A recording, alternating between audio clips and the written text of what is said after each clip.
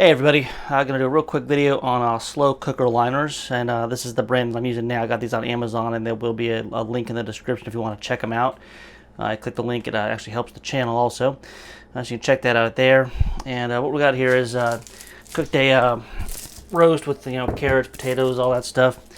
And we see that messy crock pot. Let it cool off, and I'll show you how well the liners actually work.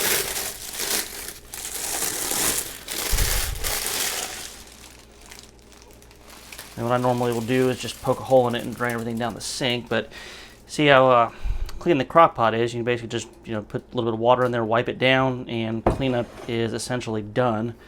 It keeps all the grease and grime and crap and everything actually in the liner itself. So it'll be a real quick video. Just want to show how well those things actually work. And like I said, link in the description if you want to check out this particular brand of slow cooker liners.